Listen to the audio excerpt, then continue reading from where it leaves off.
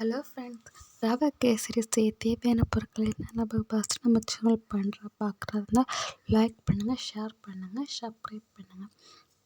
இப்போ ரவை கேசரி தேவையான பொருட்கள் பார்ப்போமா? உங்களுக்கு ரொம்ப ஈஸியாக சொல்லித்தரேன். ரவை, சர்க்கரை, சீனி, உலர் முந்திரி, ஃபுட் கலர், நசு இவ்வளோ தான். ஒரு பாத்திரத்தை எடுத்துக்கோங்க. அதில் 2 ஸ்பூன் நெய் ஊற்றிக்கோங்க. நெய் ரொம்ப கட்டி இருக்கு, அதனால கொஞ்சம் கேட்டால் உருகின பிறகு நான் 1 கப்பு ரவை தான் எடுத்துக்கேன். 1 கப்பு ரவை நீங்கள் கொட்டி நல்லா பாருங்கள் எவ்வளோ தூரம் உங்களுக்கு நான் வறுக்க முடியும். ரொம்ப அடுப்பு மீடியம் ஃப்ளேமில் வச்சு வறுத்துக்கோங்க. ரொம்ப கீட்டாக வச்சுங்க அடி பிடிக்கும். மெதுவாக வச்சு படி நம்ம இந்த கடையிலேருந்து வறுத்த ரவை வாங்கினால எந்த ஒரு உணவுப் பொருள் சேர்க்கலாம். ரவையை வறுத்துட்டு நீங்கள் செய்யணும். இப்போ ரவையை வறுப்போமா? மூக்க வறுக்கணும்னு அவசியம், லைட்டாக கீட் பண்ணி வறுத்தாலே போதும். நல்லா பாருங்கள். வறுத்தப்புறம் நம்ம வறுத்த ரவையை ஒரு பாத்திரத்தில் தண்ணி எடுத்து வைங்க. சூடாகட்டும். அந்த ஒரு பாத்திரத்தை எடுத்துக்கோங்க. பாத்திரத்தில் 2 ஸ்பூன் நெய் ஊற்றிக்கோங்க.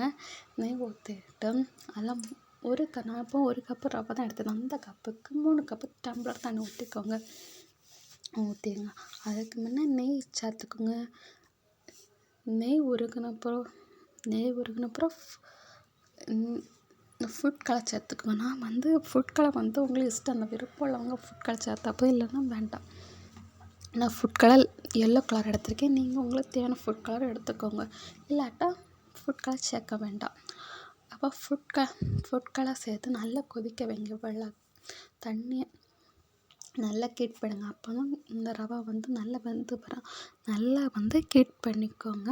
வெள்ளத்தை வெள்ளம் கொதிச்சிட்ருக்க நேரம் தான் நம்ம வறுத்த ரவையை கொஞ்சமாக லைட்டாக கொஞ்சமாக சேர்த்தா போதும். ரொம்ப அதிகம் சேர்த்துறாதீங்க.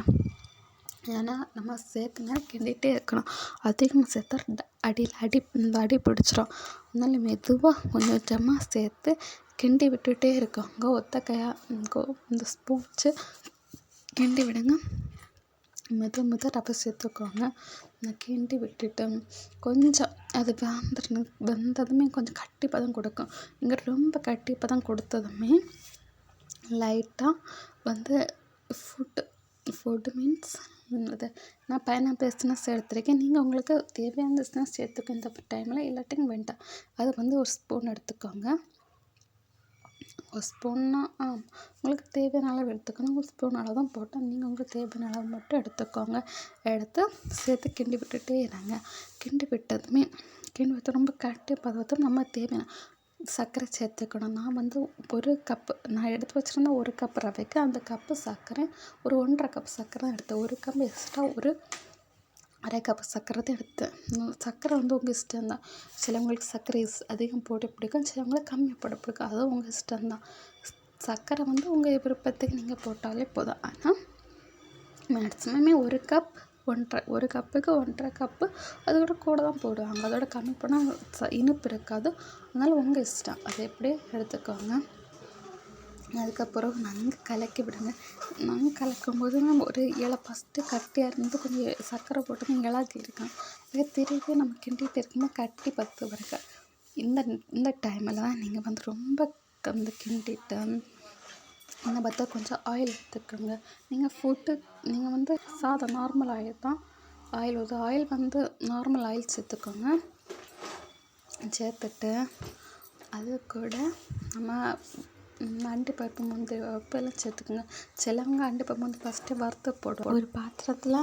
ஃபஸ்ட்டே அண்டிப்பருப்பு முந்திரி வறுப்பாங்க, வறுத்து யூஸ் படுத்தாங்க. நான் அது ஃபஸ்ட்டே வறுக்காமல் போட்டிருந்தேன். நீங்கள் உங்களுக்கு தேவையானதான் வறுத்து போடுங்க, இல்லைன்னா வறுக்காமல் போடுங்க.